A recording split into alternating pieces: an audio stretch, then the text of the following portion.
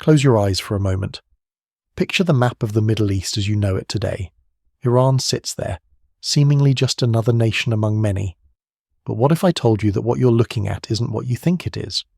What if the borders drawn on modern maps are nothing more than theatrical curtains, hiding something far more ancient and far more powerful?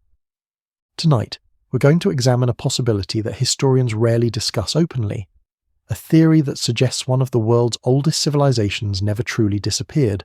Instead, it learned to hide in plain sight, adapting, evolving, but never surrendering its essential identity. This is the story of how Persia may have never actually died. Let's return to the Sufi orders, but this time let's look at them more carefully.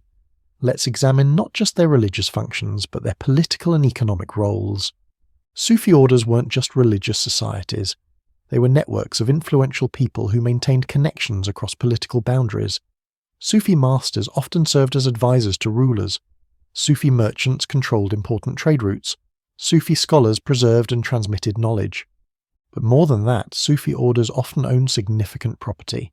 They controlled agricultural estates, urban real estate, commercial enterprises. They had independent economic bases that didn't depend on political patronage. This made them politically independent. Unlike official religious authorities, who depended on governmental support, Sufi orders could operate regardless of who held political power.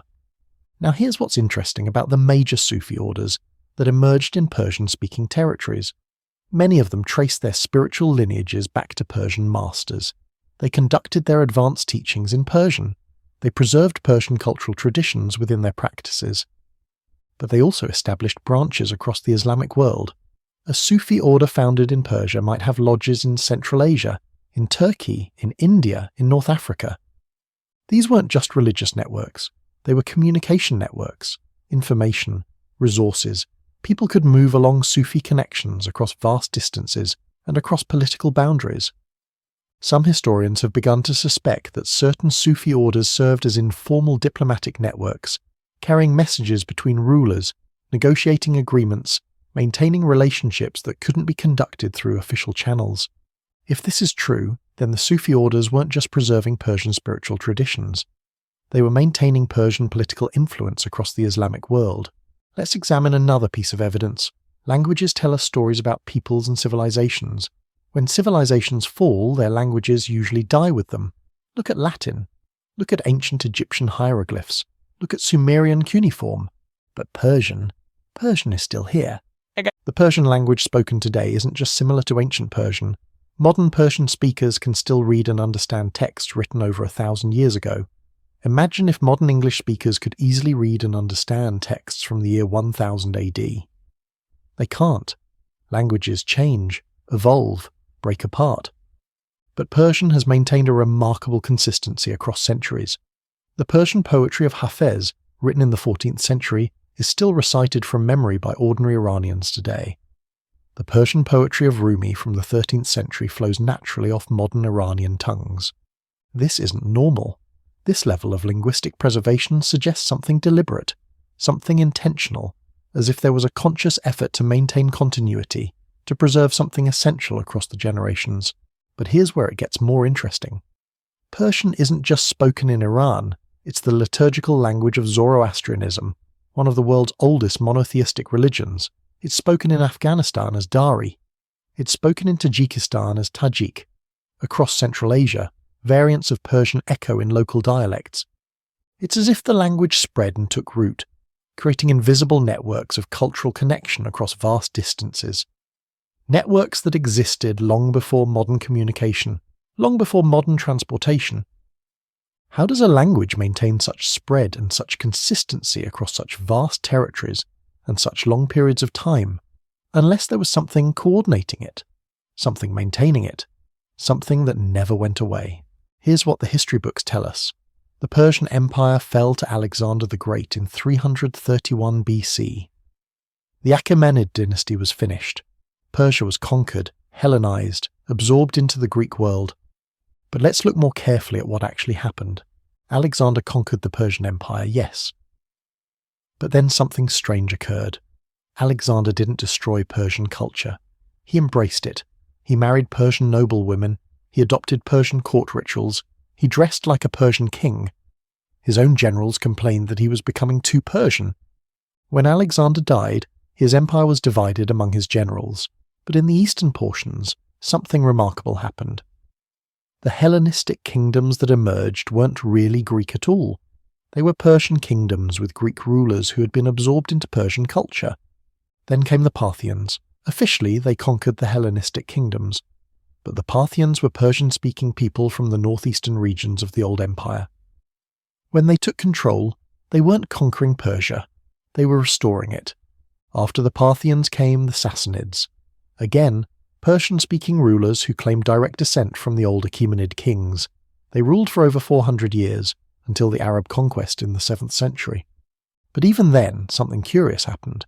The Arabs conquered the Sassanid Empire, but within a few generations the conquerors had been absorbed into Persian culture.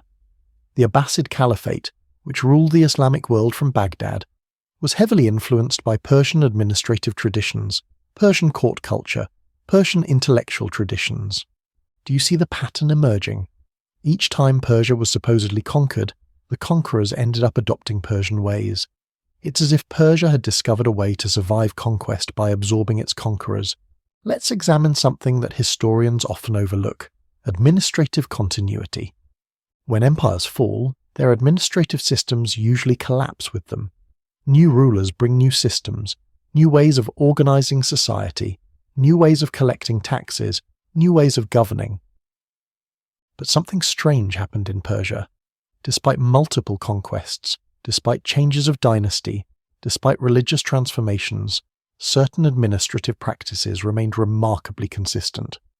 The Persian system of satrapies, provinces governed by appointed officials, continued under the Parthians, it continued under the Sassanids, it continued in modified form under the early Islamic caliphs. Even today, Iran's provincial system bears resemblances to ancient Persian administrative divisions. The Persian postal system, the famous royal road courier network that amazed the ancient Greeks, reappeared in various forms under subsequent rulers. The Islamic postal system bore striking similarities to the old Persian system. Persian legal traditions, Persian tax collection methods, Persian court protocols. All of these survived conquest after conquest, dynasty after dynasty. How does this happen? How do administrative systems survive when the governments that created them supposedly disappear? Unless those governments never really disappeared, unless there was continuity where we've been told there was disruption, here's where our investigation takes a darker turn. Here's where we encounter something that makes many historians uncomfortable. Zoroastrianism, the ancient Persian religion, officially lost its dominance when Islam arrived in the 7th century. The fire temples were abandoned or converted to mosques. The old religion retreated to small communities, mostly in India as the Parsis. But did it really disappear? Let's look at what happened in the centuries following the Islamic conquest. A new form of Islam emerged in Persia that was distinctly different from the Islam practiced in Arabia or other conquered territories. This Persian Islam incorporated elements that seemed suspiciously similar to ancient Zoroastrian practices: the emphasis on light versus darkness, the reverence for certain numbers, the importance of ritual purity, the concept of a saviour figure who would come at the end of times. More intriguingly, Persian Islam developed a mystical tradition called Sufism that emphasized inner spiritual experience over outer religious law. Sufi practices included meditation techniques, symbolic rituals, and hierarchical initiation systems that bore remarkable similarities to ancient Persian mystery traditions. Some of the most important Sufi orders traced their spiritual lineages back to Persian masters. Their practices were often conducted in secrecy, away from orthodox Islamic authorities. They used symbolic language and coded references that only initiates could understand. It's as if the old Persian spiritual traditions had gone underground, adapted themselves to Islamic terminology, and continued to operate within a new religious framework. But here's the most intriguing part. Many of these Sufi orders maintained connections across vast distances. A Sufi master in Persia might have students in Central Asia, in Turkey, even in India. These networks operated independently of political boundaries, independently of governmental control. They were, in effect, invisible spiritual networks that connected Persian-influenced territories across the Islamic world. What if these weren't just religious networks? What if they were something more? Let's follow another thread. Let's look at trade. The Persian Empire had been built in large part on control of trade routes. The Silk Road that connected China to the Mediterranean passed through Persian territory. Persian merchants had trading networks that stretched from the Black Sea to the Indian Ocean. When the empire supposedly fell, what happened to these networks? Here's what's fascinating. They never disappeared. Throughout the Islamic period, despite political upheavals, despite wars, despite changes of dynasty, Persian-speaking merchant communities maintained trading networks across the same routes that had existed under the ancient empire. In Central Asian cities like Samarkand and Bukhara, Persian-speaking merchants controlled much of the long-distance trade. In Indian Ocean ports, Persian-speaking communities established trading enclaves. In the markets of Constantinople, Persian merchants were a recognized and influential group. These weren't just random groups of traders. They maintained cultural connections, linguistic connections, family connections across vast distances. They often intermarried, creating kinship networks that spanned continents. They shared religious practices, often affiliated with the same Sufi orders we discussed earlier. They operated with a level of coordination and consistency that suggests something more than mere commercial cooperation. They shared information, shared resources, shared protection in ways that look suspiciously like a coordinated network. A network that operated independently of political control. A network that maintained Persian cultural identity across centuries and across vast distances. A network that never acknowledged the supposed fall of Persia because from their perspective Persia had never fallen. Here's something that should make us pause and reconsider everything we think we know about Persian history. Persian literature never stopped. Think about this carefully. When civilizations fall, their literary traditions usually end with them. When Rome fell, Latin literature largely ceased. When the Byzantine Empire fell, Greek literary production in those territories came to an end. But Persian literature continued uninterrupted from ancient times to the present day. During the supposedly devastating Arab conquest, Persian poets were still writing. During the Mongol invasions that supposedly destroyed Persian civilization, Persian poets were still writing. During the Turkic conquests, during the Afghan invasions, during periods of political chaos and foreign occupation, Persian poets were still writing. Not only were they writing, but they were producing some of the greatest literature in human history. Ferdowsi's Shahnameh, written in the 10th century, deliberately preserved pre-Islamic Persian mythology and history. Rumi, writing in the 13th century, became one of the most widely read poets in the world. Hafez, writing in the 14th century, created works that are still memorized and recited today. But here's what's truly remarkable. These poets weren't writing in isolation. They were part of continuous literary traditions that connected them to each other across centuries. They referenced earlier Persian poets. They built on earlier Persian themes. They maintained consistent Persian cultural values. How does a literary tradition maintain such continuity across supposed civilizational collapse? How do poets continue to reference cultural values and historical memories that were supposedly destroyed by conquest and conversion? Unless those cultural values and historical memories were never actually destroyed, unless there was continuous cultural transmission across the centuries, unless Persia, as a civilization, never actually disappeared. Let's examine something concrete, something we can see with our own eyes. Let's look at Persian architecture. The history books tell us that Islamic architecture replaced Persian architecture after the Arab conquest. Mosques replaced fire temples. Islamic geometric patterns replaced Persian decorative motifs. A new architectural tradition was born. But look more carefully at what was actually built. The great mosques of Persia don't look like the mosques of Arabia. They don't look like the mosques of Syria or Egypt. They have distinctly Persian characteristics. The use of coloured tiles, the emphasis on gardens and water features, the particular proportions and spatial arrangements, these all connect back to pre-Islamic Persian architectural traditions. More intriguingly, many of the greatest Islamic architects in Persia bore Persian names and came from Persian families. They weren't Arabs implementing Islamic architectural principles. They were Persians adapting their traditional architectural knowledge to Islamic requirements. The result was a form of Islamic architecture that was unmistakably Persian in character. It maintained Persian spatial concepts, Persian decorative sensibilities, Persian relationships between buildings and landscape. This wasn't the replacement of one architectural tradition by another. This was the continuation of Persian architecture under a new religious guise. But here's where it gets more interesting. This Persian Islamic architectural style spread beyond Persia. It appeared in Central Asia, in the Indian subcontinent, wherever Persian cultural influence extended. It became the architectural language of Persian-influenced Islamic civilization.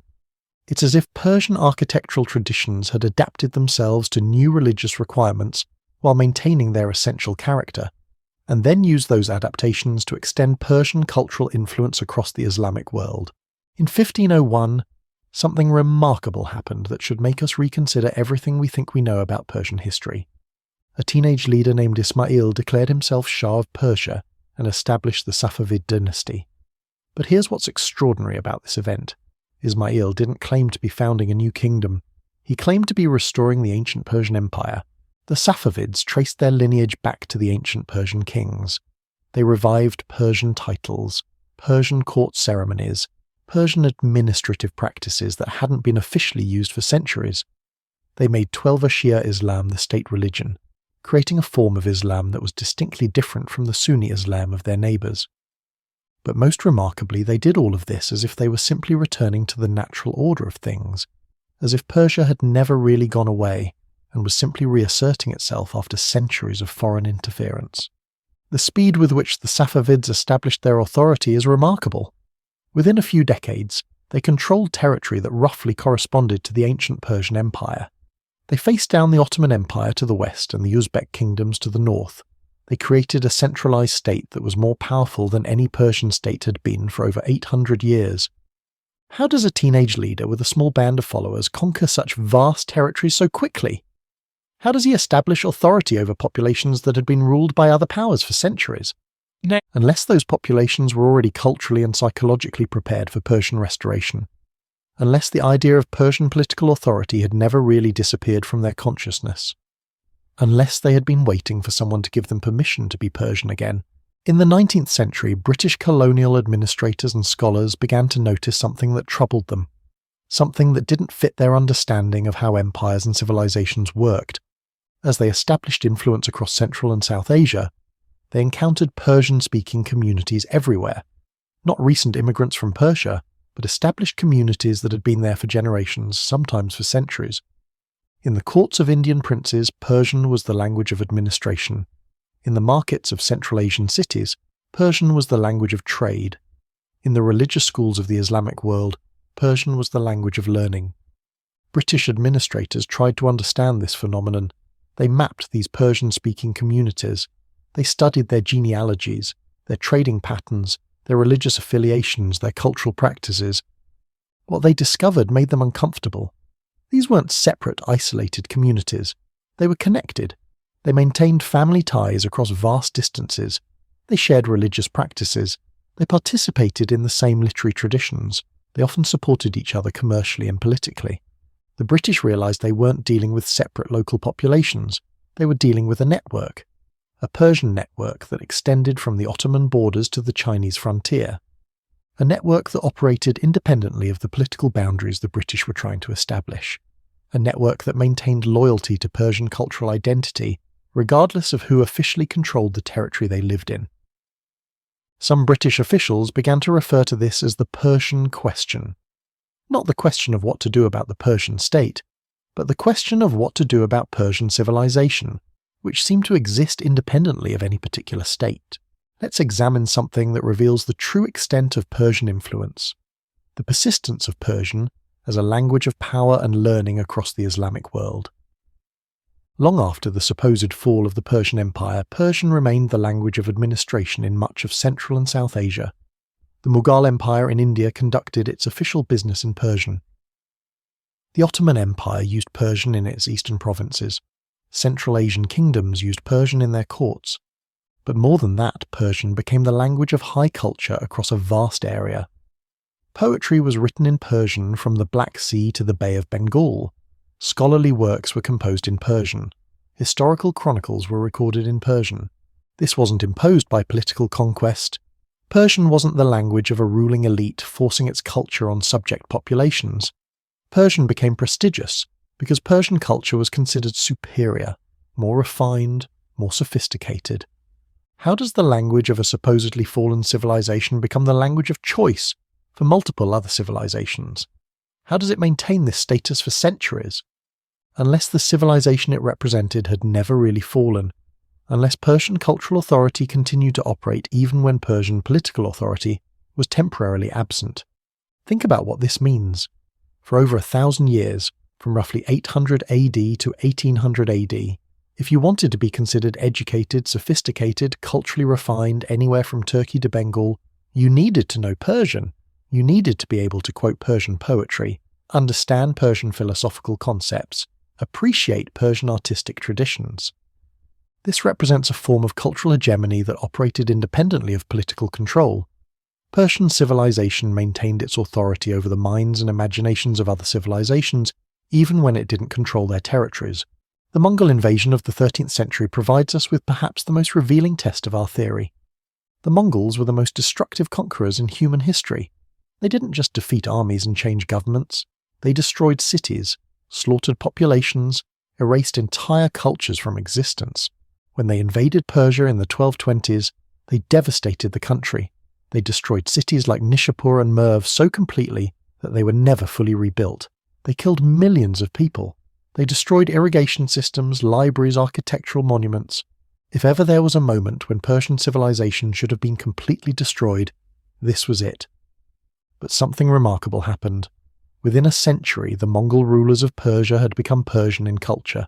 They patronized Persian poetry, adopted Persian administrative practices, converted to Islam in its Persian form. By the 14th century, the Mongol dynasty in Persia was more Persian than the Mongol dynasty in China was Chinese. How does this happen? How does a destroyed civilization reassert itself so completely that it culturally absorbs its destroyers? Unless it was never completely destroyed. Unless some essential core of Persian civilization survived the Mongol devastation and gradually reasserted itself. But here's the most intriguing possibility. What if Persian survival wasn't accidental? What if there were elements of Persian society that had prepared for such catastrophes? Networks of people who could preserve essential knowledge, maintain cultural traditions, and gradually influence new rulers. The Sufi orders we discussed earlier often claim to have maintained their traditions in secret during periods of persecution. The merchant networks had experience operating independently of political authority. The scholarly families had techniques for preserving knowledge across generations. What if these weren't just random survival mechanisms? What if they were part of a deliberate strategy developed over centuries of dealing with conquest and foreign rule? Let's pause here and consider what we've discovered so far. We found evidence of linguistic continuity, administrative continuity, cultural continuity, religious continuity, commercial continuity, and literary continuity across supposed civilizational collapse. But there's something else, something that's been hidden in plain sight for centuries. Look at a map of the Middle East and Central Asia. Look at where Persian is still spoken today. Iran, Afghanistan, Tajikistan, parts of Uzbekistan, parts of Pakistan. Look at where Shia Islam is dominant. Iran, southern Iraq, parts of Lebanon, parts of Afghanistan. Now look at the ancient map of the Persian Empire at its greatest extent. The correspondence isn't exact, but it's remarkably close. Despite over a millennium of foreign conquest, religious conversion, political fragmentation, and cultural pressure, the areas that were once the core of Persian civilization remain culturally Persian in essential ways. This isn't coincidence. This represents continuity on a scale that suggests something more than random cultural persistence. But here's what's truly remarkable. This continuity exists without any central political coordination. There's no Persian government that has maintained control over these territories for the past 1,000 years. There's no Persian institution that has consciously preserved this cultural unity. Yet the unity persists. The cultural connections remain. The sense of shared identity continues. How does this happen without institutional support? How does cultural unity survive political fragmentation for such long periods? Unless there were hidden institutions, unless there were networks operating below the level of official politics, unless there were ways of maintaining coordination and continuity that weren't visible to outside observers. Let's return to the Sufi orders, but this time let's look at them more carefully.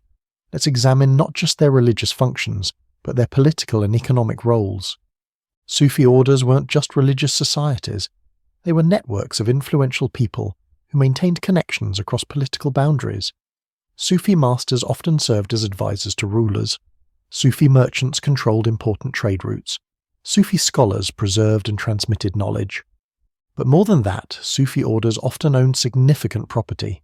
They controlled agricultural estates, urban real estate, commercial enterprises. They had independent economic bases that didn't depend on political patronage. This made them politically independent.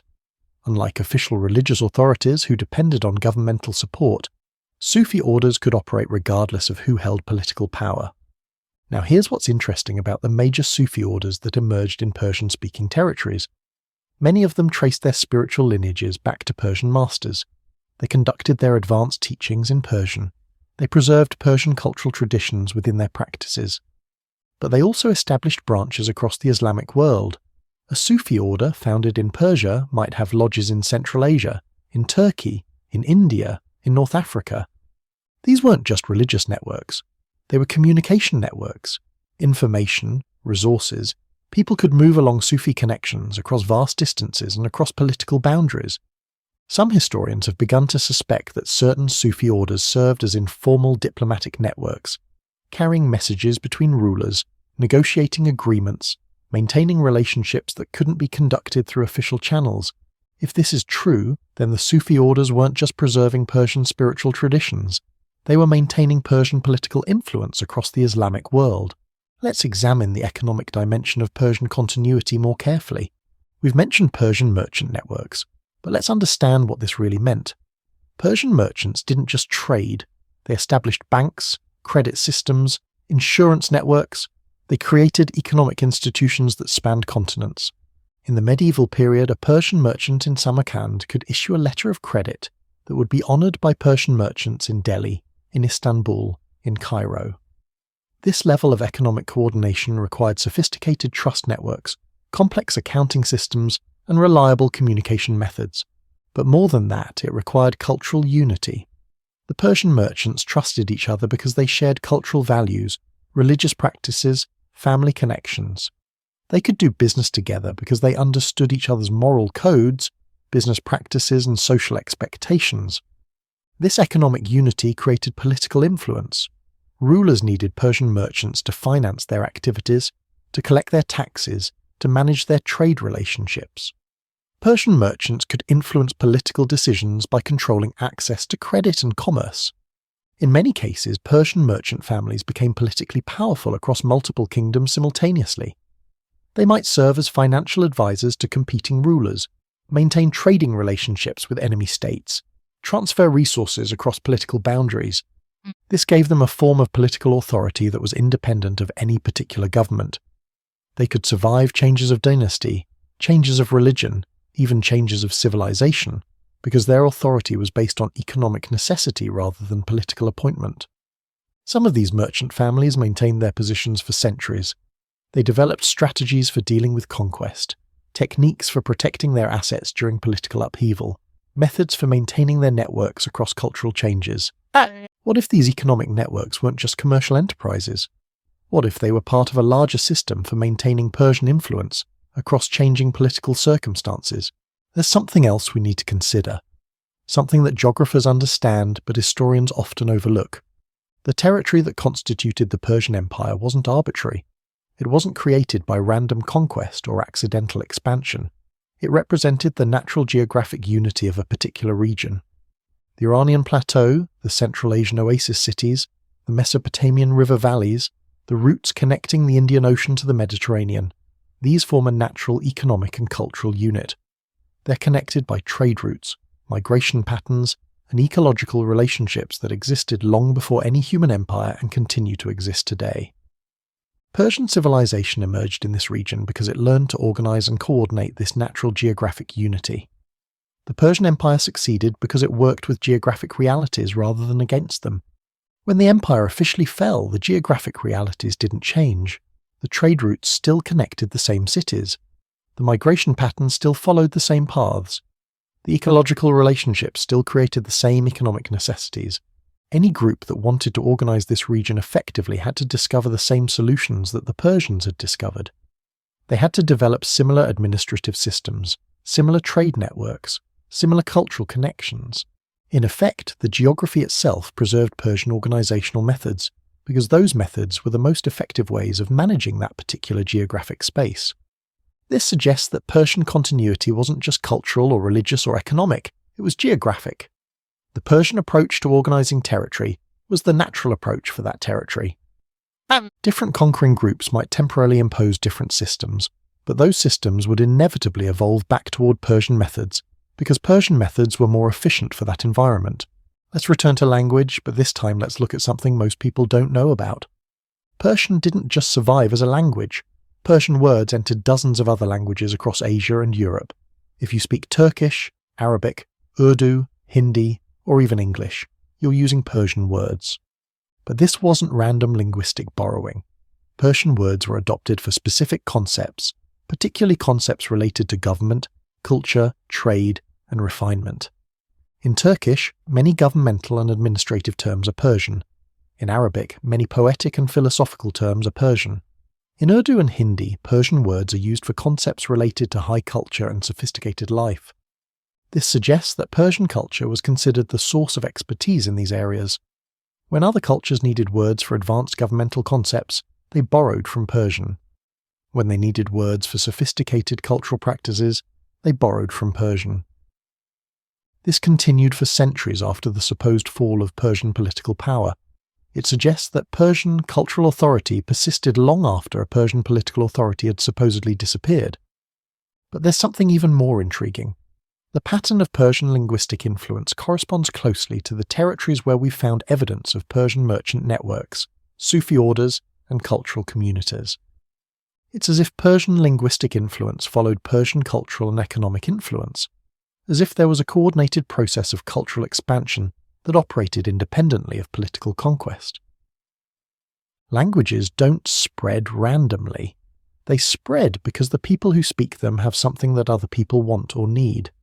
Persian spread because Persian culture provided solutions to problems that other cultures faced. This suggests that Persian civilization maintained its problem-solving capacity, its cultural authority, its practical value across the centuries of supposed political decline. Let's examine more carefully what happened when Islam encountered Persian civilization. The standard historical narrative suggests that Islam replaced Zoroastrianism in Persia. The old religion disappeared, and the population converted to the new religion. But religious conversion is usually more complex than simple replacement. Usually elements of the old religion survive within the new religious framework. In Persia, this religious synthesis was particularly extensive. Persian Islam developed characteristics that were distinctly different from Arab Islam. It emphasized different theological concepts, developed different ritual practices, and created different institutional structures. Persian Shia Islam in particular incorporated elements that seem clearly connected to ancient Persian religious traditions. The concept of the hidden imam who will return at the end of times bears remarkable similarities to Zoroastrian messianic beliefs. The emphasis on ritual purity, the importance of fire symbolism, the hierarchical structure of religious authority, all of these connect back to pre-Islamic Persian religion. But more than that, Persian Islam maintained the same geographical focus as ancient Persian religion. The most important Shia shrines are located in territories that were central to ancient Persian civilization. The most influential Shia scholars often came from Persian-speaking families. It's as if Persian religious traditions had adapted themselves to Islamic terminology while maintaining their essential character and their territorial base. This religious synthesis created a form of Islam that was distinctly Persian in character, and this Persian form of Islam spread to territories beyond the borders of modern Iran, creating religious connections that corresponded to the ancient boundaries of Persian cultural influence. Persian artistic traditions provide us with some of the most striking evidence of cultural continuity. Persian miniature painting, Persian carpet weaving, Persian metalwork, Persian ceramics, all of these continued to develop across the centuries of supposed civilizational disruption. But more than that, they maintained distinctly Persian characteristics. Persian artistic traditions didn't disappear and get replaced by new traditions. They evolved, adapted to new religious requirements and cultural influences, but maintained recognizable Persian elements. Persian carpets woven in the 16th century still used design motifs that can be traced back to ancient Persian art. Persian miniature paintings from the Islamic period still employed spatial concepts and colour relationships that connected back to pre-Islamic Persian visual traditions. This artistic continuity required institutional support. Artistic traditions don't survive accidentally. They require teachers, workshops, patronage systems, and cultural networks that value and preserve artistic knowledge. The fact that Persian artistic traditions survived suggests that there were institutions capable of maintaining cultural knowledge across political disruptions, institutions that operated independently of governmental support. Many of these artistic traditions were centered in particular cities or regions that became famous for specific crafts. Isfahan for carpets and metalwork, Shiraz for miniature painting, Kashan for ceramics. These artistic centers often maintained their reputations for centuries. They developed master-apprentice systems that preserved technical knowledge across generations. They created trade networks that distributed their products across the Islamic world. But more than that, they often maintained connections with each other. Artists and craftsmen would travel between these centers, sharing techniques, exchanging ideas, maintaining cultural unity across the Persian-speaking world. In the 20th century, something happened that forced the world to reconsider Persian history. Archaeological discoveries began to reveal the true extent and sophistication of ancient Persian civilization. The ruins of Persepolis were excavated. Ancient Persian texts were deciphered. The administrative archives of the Persian Empire were studied. What archaeologists discovered was a civilization far more advanced and sophisticated than classical Greek and Roman sources had suggested. The Persians had developed complex administrative systems, advanced engineering techniques, sophisticated artistic traditions, and inclusive governmental policies that were remarkably modern in character. But more intriguingly, many of the governmental and administrative techniques discovered at Persepolis could still be found in traditional Persian societies of the 19th and early 20th centuries. Anthropologists studying traditional Persian communities found governmental practices, social structures, and cultural traditions that seemed to connect directly back to ancient Persian models. This wasn't accidental preservation. This suggested continuous cultural transmission across over 2 millennia. At the same time, linguistic scholars began to trace the connections between modern Persian and ancient Persian more carefully. They discovered that the continuity was even greater than had been previously understood. Modern Persian speakers could understand ancient Persian texts with minimal training. The grammatical structures, vocabulary roots, and poetic meters had remained remarkably stable across the centuries. This level of linguistic stability is extremely rare in world history. It suggests conscious effort to maintain linguistic purity, to resist foreign influence, to preserve cultural authenticity.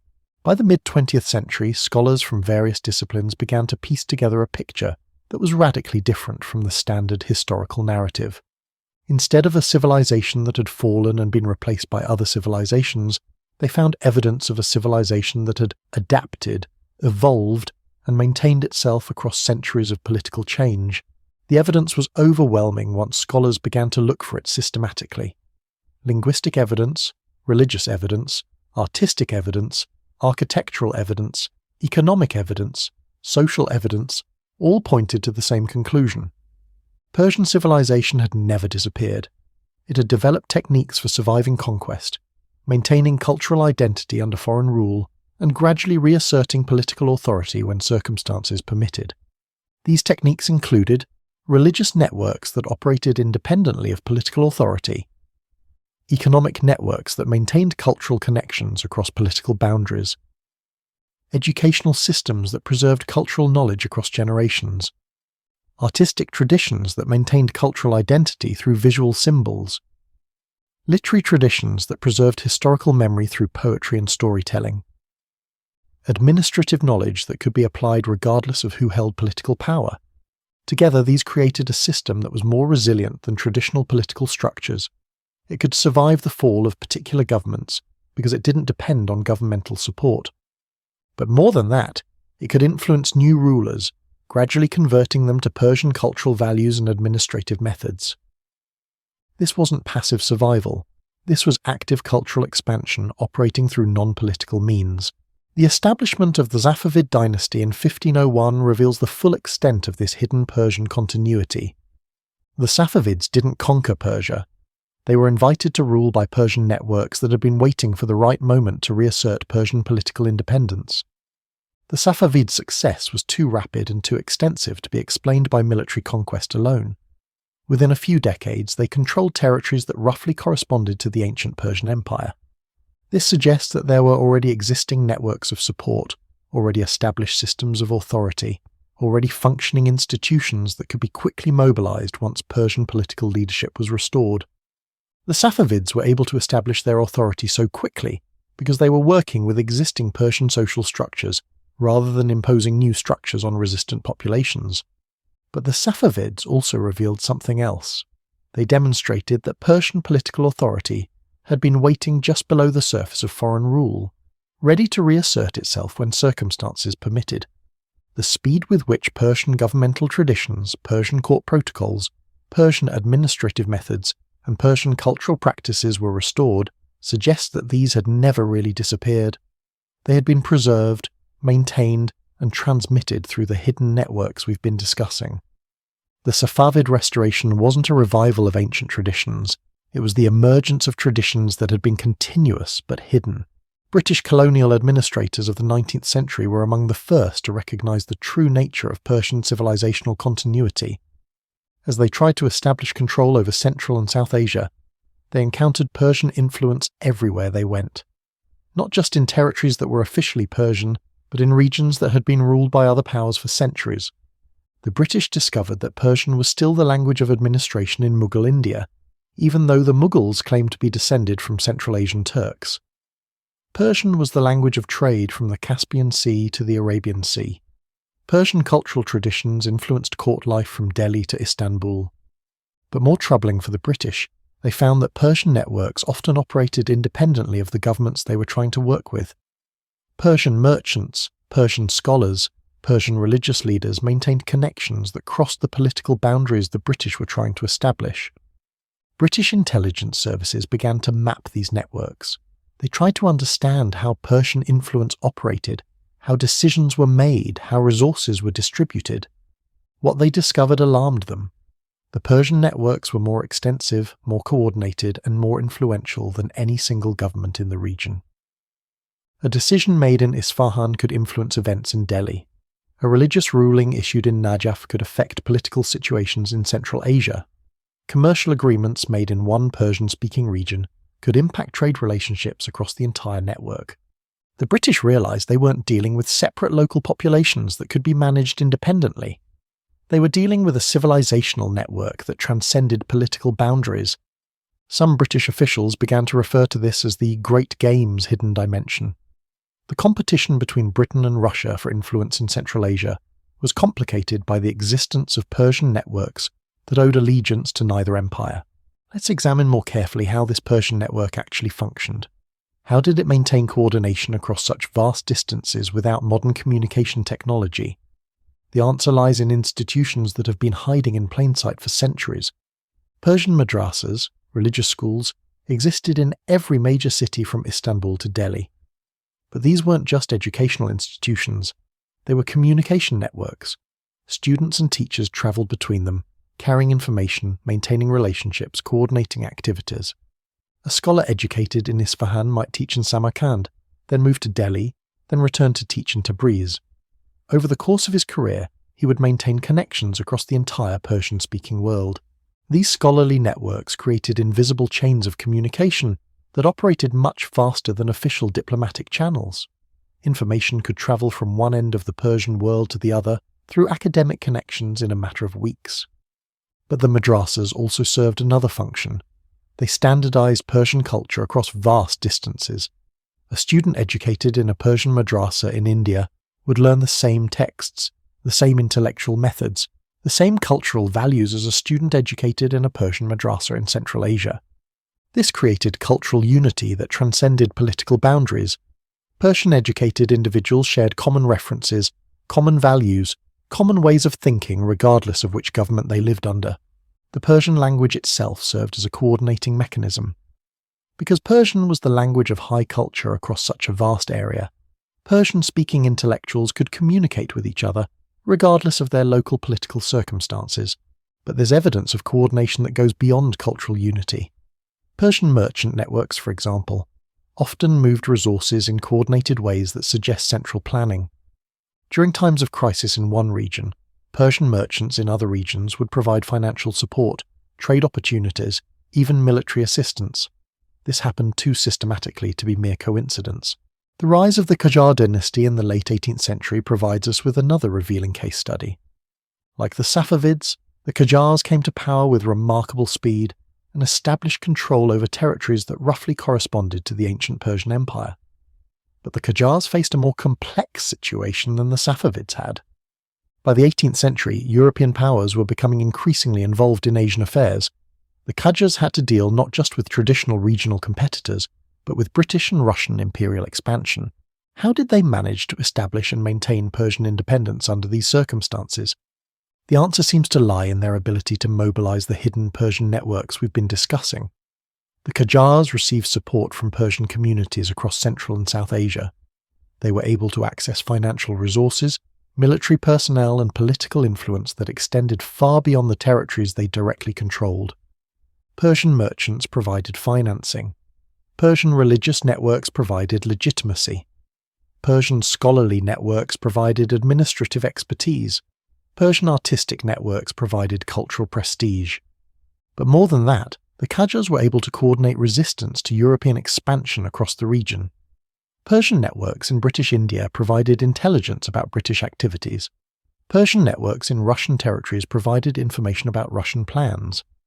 This level of coordination suggests that the Persian networks had developed sophisticated methods for maintaining unity and cooperation across political boundaries. The Qajars weren't just rulers of a Persian state, they were coordinators of a Persian civilizational network that extended across much of Asia. The 20th century witnessed something remarkable, a Persian cultural renaissance that occurred simultaneously across multiple countries. In Iran, the Pahlavi dynasty promoted Persian nationalism and cultural revival. In Afghanistan, Persian-speaking intellectuals led movements for modernization and independence. In Central Asia, Persian literary traditions experienced renewed vitality even under Soviet rule. This wasn't coincidental. This was coordinated cultural activity that transcended political boundaries. Persian poets, writers, and intellectuals maintained connections across national borders. They influenced each other's work, collaborated on cultural projects, and promoted Persian cultural identity in their respective countries. But this cultural renaissance wasn't just nostalgic reverence for the past. It was strategic cultural mobilization designed to strengthen Persian identity in the face of modern challenges. Persian intellectuals recognized that their civilizational network was under threat from modern nationalism, which sought to create unified national identities that would replace traditional cultural loyalties. The Persian response was to demonstrate that Persian culture was compatible with modernity, that Persian values could guide modern development, that Persian identity could provide a foundation for contemporary life. This cultural mobilization proved remarkably successful. Despite the pressures of modern nationalism, Persian cultural identity not only survived but strengthened during the 20th century. Today, there are more people who identify as culturally Persian than at any time in history. Persian literature, Persian art, Persian music, and Persian cuisine have achieved global recognition. Let's examine how the Persian network operates in the contemporary world. Despite being divided among multiple nation-states, Persian-speaking populations maintain connections that transcend political boundaries. These connections operate through several mechanisms: cultural institutions, Persian cultural centers, literary societies, and artistic organizations exist in major cities around the world. These institutions coordinate cultural activities, preserve Persian traditions, and maintain connections between Persian communities. Educational networks. Persian language and literature are taught in universities across the globe. Persian scholars maintain academic connections that facilitate cultural exchange and intellectual collaboration. Economic relationships. Persian-speaking business communities often maintain preferential trading relationships with each other. Persian merchants and entrepreneurs frequently partner across national boundaries. Religious connections, Shia religious networks, many of which are centered in Persian-speaking territories, maintain spiritual and institutional connections across the globe. Digital networks. Modern communication technology has enabled Persian-speaking communities to maintain much closer connections than ever before. Persian language media, social networks, and cultural platforms create virtual spaces for Persian cultural activity. But there's evidence that these contemporary connections aren't just random cultural affinities. There appears to be deliberate coordination, strategic planning, and institutional support for Persian cultural activities. Persian cultural institutions often receive funding from sources that aren't entirely transparent. Persian academic programs often have connections to research institutions in multiple countries. Persian media organizations often coordinate their activities in ways that suggest central planning. If our analysis is correct, if Persian civilization has maintained continuous existence across centuries of supposed political fragmentation, then we need to reconsider contemporary geopolitics. The modern Middle East isn't just a collection of separate nation-states pursuing independent policies. There's a Persian civilizational network that maintains cultural, economic, and political connections across national boundaries. This has profound implications for understanding regional conflicts, economic relationships, and cultural developments. The Iranian Revolution of 1979 wasn't just a change of government in one country. It was the emergence of explicit Persian political leadership that could potentially coordinate activities across the entire Persian cultural network. The subsequent spread of Iranian influence across the Middle East isn't just conventional international relations. It's the activation of cultural and religious networks that had been dormant during the period of secular nationalism. Iranian support for movements in Lebanon, Iraq, Syria, and Yemen isn't just strategic alliance building. It's the mobilization of existing cultural and religious connections that date back centuries. Similarly, the resistance to Iranian influence isn't just geopolitical competition. It's recognition by other powers that they're dealing with something larger and more cohesive than a conventional nation-state. The axis of resistance that Iranian leaders frequently reference isn't just a military alliance. It's a manifestation of civilizational networks that have been operating for centuries. Let's examine some contemporary cultural evidence that supports our thesis. Persian poetry is still memorized and recited by ordinary people across the Persian-speaking world, not just in Iran, but in Afghanistan, Tajikistan, and Persian-speaking communities worldwide. This isn't academic knowledge, this is living cultural practice. People quote Persian poetry in ordinary conversation, reference Persian literary themes in daily life, and use Persian cultural symbols to express their deepest values. Persian cultural practices, from cuisine to music to architectural preferences, show remarkable consistency across different countries and political systems. Persian-speaking communities maintain similar cultural traditions whether they live in Iran, Afghanistan, Tajikistan, or diaspora communities around the world. Persian artistic traditions continue to evolve while maintaining recognizable Persian characteristics. Contemporary Persian art, music, and literature clearly connect to traditional Persian cultural themes while adapting to modern circumstances. But perhaps most tellingly, Persian cultural identity seems to be strengthening rather than weakening in the contemporary world. Young people in Persian-speaking communities are increasingly interested in their cultural heritage, increasingly proud of their Persian identity, increasingly connected to Persian cultural networks. This is happening despite, or perhaps because of, political pressures that seek to suppress Persian cultural identity in favor of national identities or religious identities. The persistence and vitality of Persian culture in the contemporary world suggests that it serves needs that aren't met by other forms of identity. It provides cultural resources, social connections, and meaning systems that people find valuable. The Internet age has revealed something extraordinary about Persian cultural networks. When Persian-speaking communities gained access to global communication technologies, they immediately began to reconnect with each other across national boundaries. Persian-language websites, social media networks, and cultural platforms emerged spontaneously.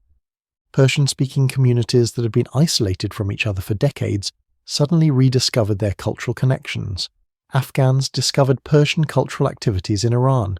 Tajiks discovered Persian literature being produced in diaspora communities. Iranians discovered Persian cultural preservation efforts in Central Asia. This digital reconnection happened much faster and more extensively than anyone had anticipated. It suggests that the cultural connections were already there, waiting to be reactivated by new communication technologies. But more than that, the digital Persian cultural space that emerged shows remarkable coordination and sophistication. Persian cultural websites often coordinate their activities. Persian media organizations often share content and resources. Persian educational platforms often collaborate on curriculum development. This level of coordination suggests institutional support and strategic planning that goes beyond spontaneous cultural enthusiasm. The digital space has also revealed the true extent of Persian cultural influence. Persian cultural content receives engagement from audiences far beyond the Persian-speaking world. Persian art, music, and literature have found global audiences through digital platforms. This suggests that Persian culture provides something that resonates with people, regardless of their ethnic or linguistic background. It offers aesthetic experiences, philosophical insights, and cultural perspectives that have universal appeal. This brings us to the most intriguing question of our investigation. How much of this Persian continuity was intentional? Did Persian civilization develop conscious strategies for survival and continuity? Were the networks we've discovered deliberately created and maintained? Has there been coordinated effort to preserve Persian culture and extend Persian influence across the centuries? The evidence suggests that the answer is yes, at least partially. Persian educational traditions clearly emphasize the importance of preserving cultural knowledge. Persian literary traditions deliberately maintained historical memory. Persian religious traditions consciously adapted to new circumstances while preserving essential elements.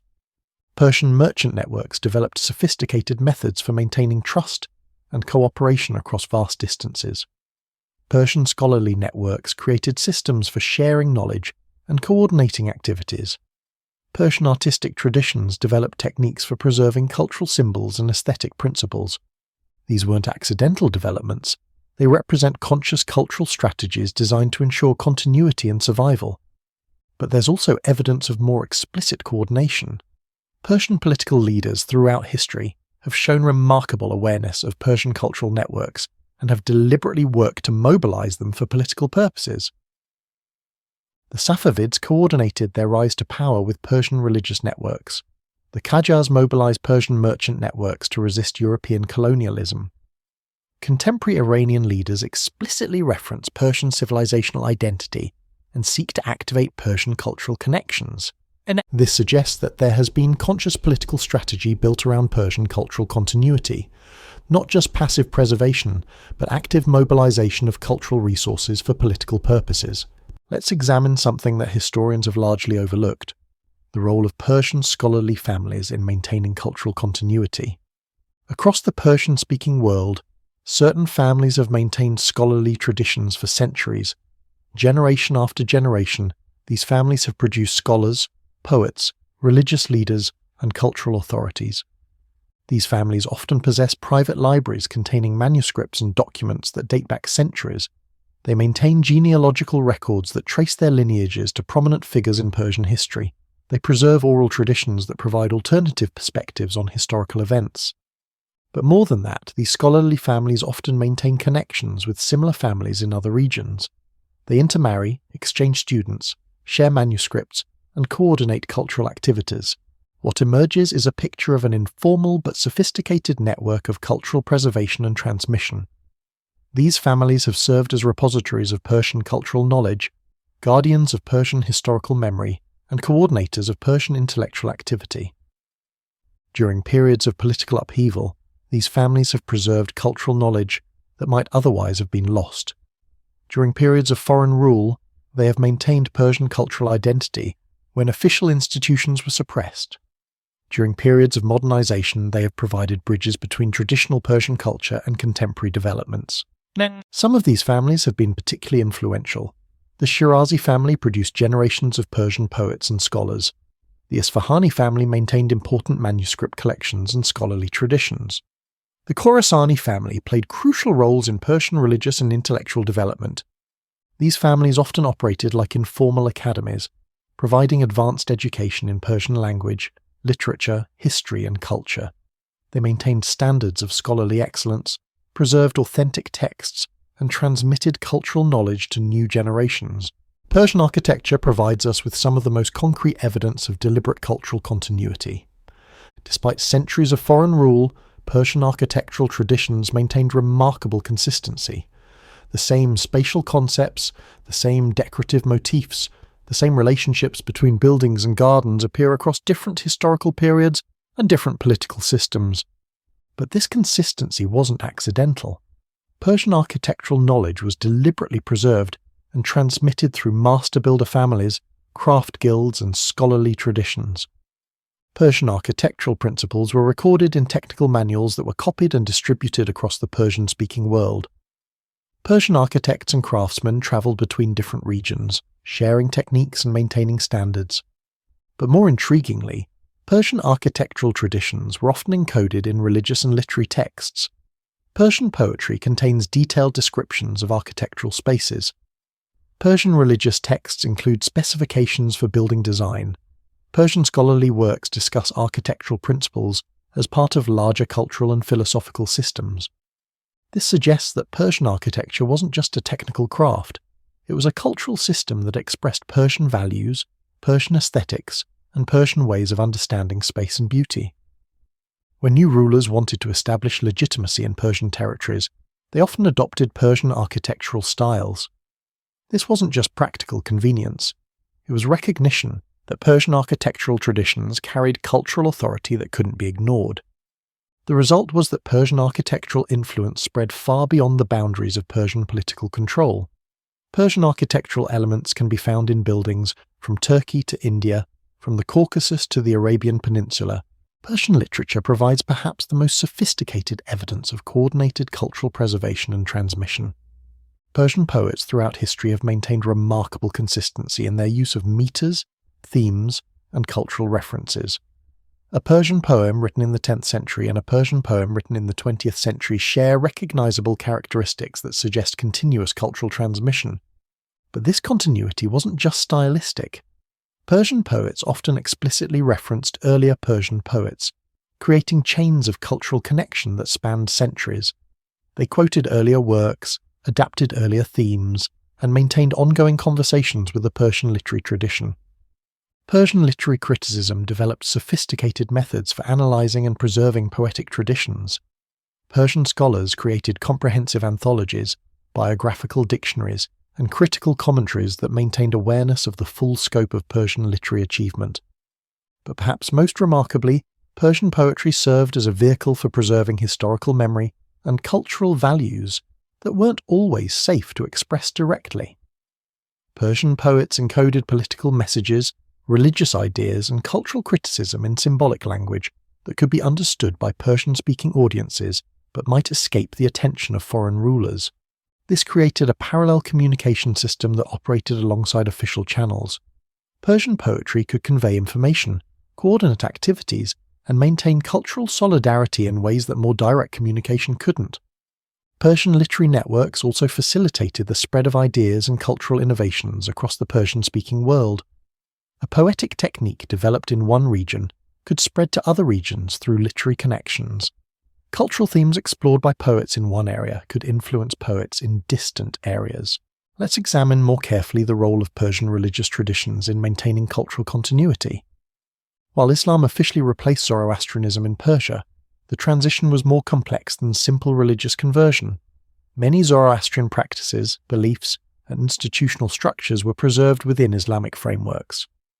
Persian Islamic traditions developed characteristics that were distinctly different from Islamic traditions in other regions. Persian religious festivals often coincided with ancient Persian celebrations. Persian religious practices often incorporated elements that seemed to connect back to pre-Islamic traditions. But more than that, Persian religious networks maintained connections that transcended official Islamic institutions. Persian religious leaders often studied with teachers from other regions, maintained correspondence with scholars in distant areas, and coordinated religious activities across political boundaries. Some Persian religious orders developed practices that seem to have preserved ancient Persian esoteric traditions. These orders often required initiates to undergo lengthy training periods, during which they learned not just religious practices, but Persian history, Persian philosophy, and Persian cultural traditions. These religious networks served multiple functions. They provided spiritual guidance, but they also preserved cultural knowledge, maintained social connections, and facilitated communication across the Persian-speaking world.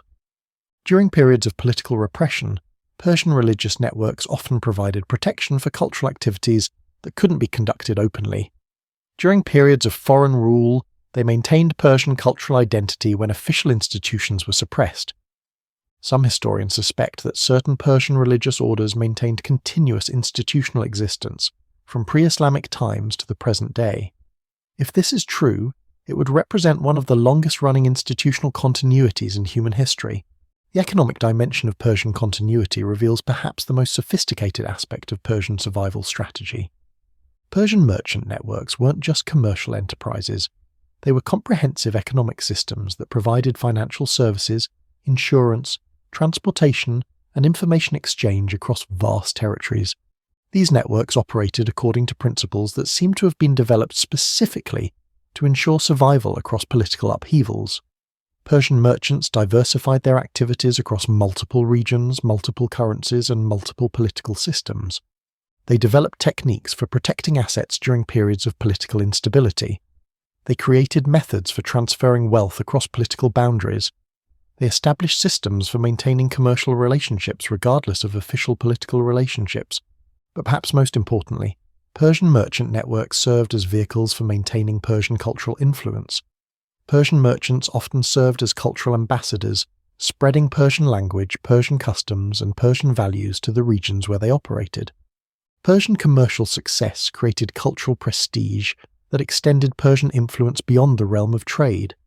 Rulers wanted to attract Persian merchants because of their economic value, but Persian merchants brought cultural influence along with commercial expertise. Persian merchant families often became politically influential in multiple regions simultaneously. They could influence political decisions through their economic importance, but they used that influence to promote Persian cultural interests.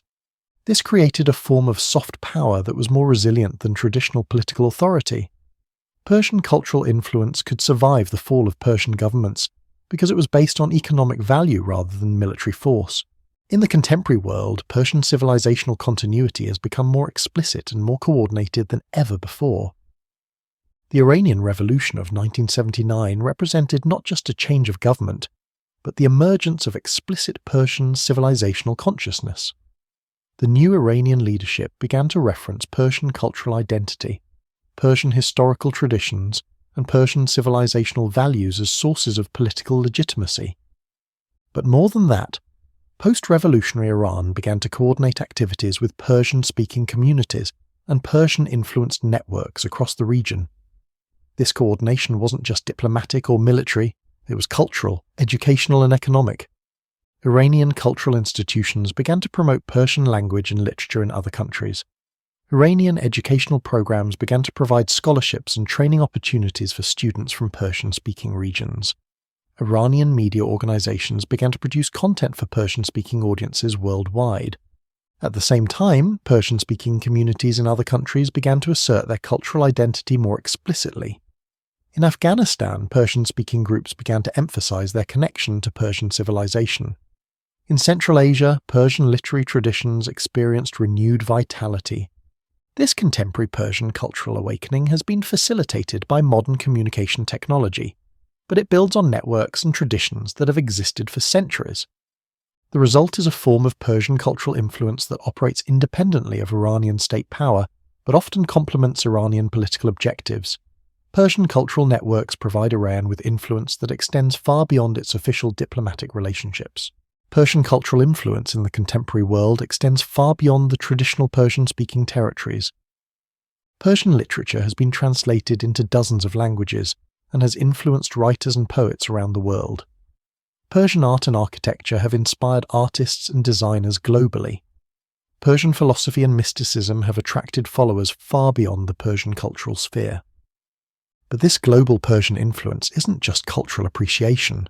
There are networks of people around the world who have developed deep connections to Persian culture and who actively promote Persian cultural values. Persian cultural centers exist in major cities on every continent. Persian language courses are taught in universities around the world. Persian cultural festivals are held in countries that have no significant Persian-speaking populations.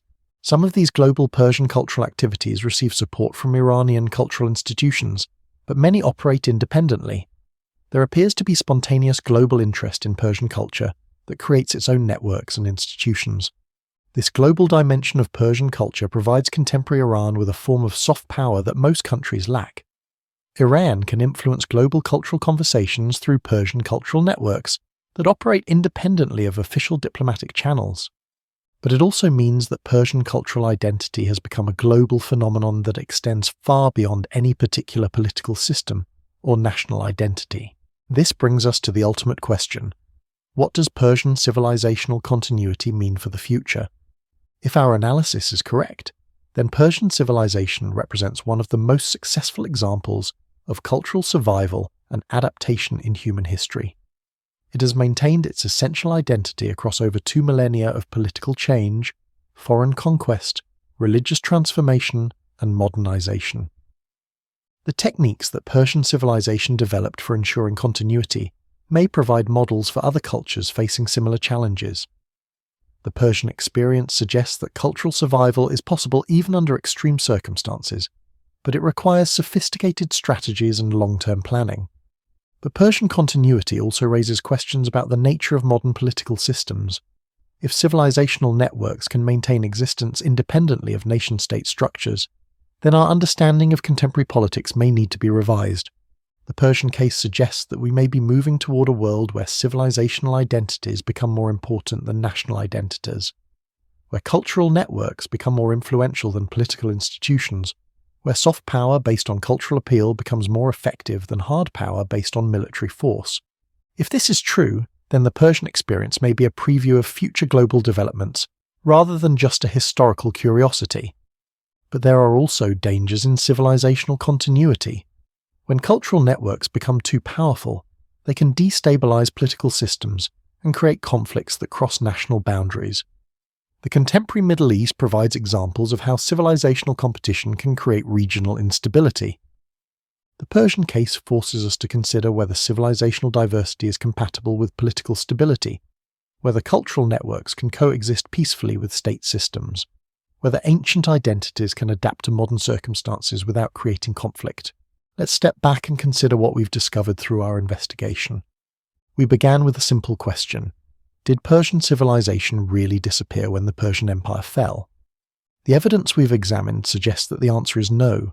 Persian civilization adapted, evolved, and maintained itself across centuries of supposed political fragmentation. It developed sophisticated techniques for cultural preservation, created networks that operated independently of political control, and maintained influence that extended far beyond the boundaries of any particular state. But our investigation has revealed something even more significant. Persian civilization may represent a different model of human organization than the nation-state system that dominates contemporary politics. Persian civilization has survived and thrived by developing forms of organization that are more flexible, more adaptive, and more resilient than traditional political structures. It has created networks based on cultural affinity rather than political authority, economic cooperation rather than military force, spiritual connection rather than bureaucratic control. This Persian model suggests possibilities for human organization that we rarely consider. It demonstrates that large-scale coordination is possible without centralized control, that cultural unity can exist without political unity, that civilizational identity can provide meaning and purpose even when political identities are unstable. But it also suggests that our understanding of history may be fundamentally incomplete. If Persian civilization maintained continuous existence when we thought it had disappeared, how many other civilizations may have survived when we thought they had fallen? How many other networks may be operating beneath the surface of official politics? How many other forms of human organization may exist that we haven't recognized because they don't fit our expectations about how societies are supposed to work?